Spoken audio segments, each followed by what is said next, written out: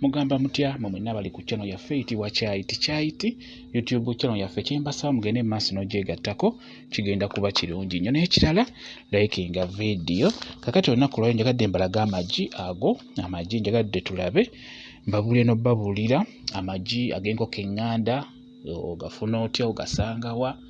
Njagadde nkibalage ge bayita amagi g'enkoko. Kati nga bw'olaba gano ameeru ga nkoko enganda ate gano aga kkala gy'olaba eyo kkala endala ga nkoko nzungu. Ebiseera ebisinga enkoko enganda ebiseera ebisinga zitera kubiika amagi gaba ga white oba gaba meeru, osangamu emu n'emu era ne bweba ebiise nga si meeru era tegasobola kufaanagana nga bw'olaba ago ag'enkoko enzungu, kiba kizibu. Ate era n'enkoko enzungu mulimu ezibiika ameeru naye ate tegasobola kufaanagana ng'ago g'olaba ag'enkoko enganda gaba meeru ebiseera ebisinga, wadde enzungu mulimu ezibiika ameeru naye tegaba meeru nga bw'olaba ago. Kati ekyo ekyokubeera nti ebiika meeru enzungu n'ebiika ag'ekkala endala ekyo tukiveeko, naye ekikulu kya byonna amagi ag'enkoko enganda oyinza digula wa oba oyinza gasanga wa kisinga obukulu. Amagi g'enkoko enganda oyina gasanga mu butale, okusingira ddala mu butale mwabo abatunda ebintu ebyobuwangwa oba batunda eddagala naye nga balina emidaala mu katale, si bano abajja obuzi ne bagenda, nedda.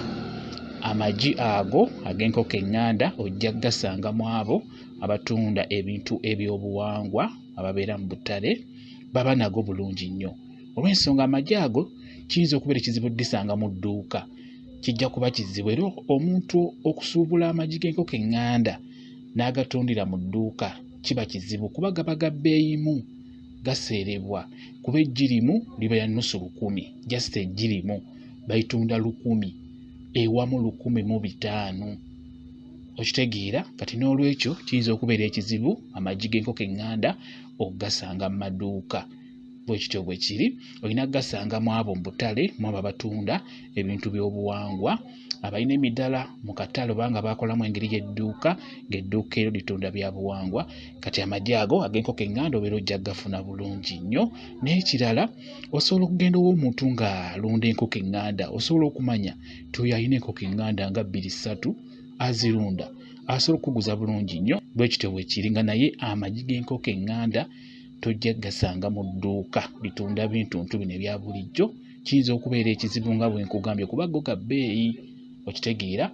Amagi ago ebiseera ebisinga gakozesebwa nnyo mu bifo ebyo ebyobuwangwa ebyo, kuba jjukira mu bifo ebyobuwangwa tebakkirizaayo magi ga nkoko nzungu.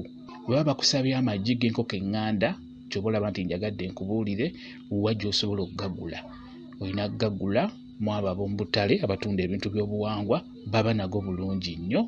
Eyo gye mutera okugenda ne musaba oba n'osenayo amazzi, okugeza kati nga mayanja ayina ekifo gye bagenda ne bafukamira ne basaba kokko ne basenayo ku mazzi ne batwalayo n'amagi ago. Kati amagi ago tosobola kutwalayo magi ga nkoko nzungu, oteekeddwa kutwalayo magi ga nkoko enganda we gaba geetagisizaayo. Tolina kutwala ga nkoko nzungu, olina kutwala ga nkoko enganda. Bwekityo bwe kiri. Mwebale kubeera ku channel yaffe eyitibwa Kyayiti YouTube channel yaffe kyembasaba mugende mu maaso n'ogyegattako kigenda kuba kirungi nnyo. N'ekirala likinga video mubeere bulungi, mweraba.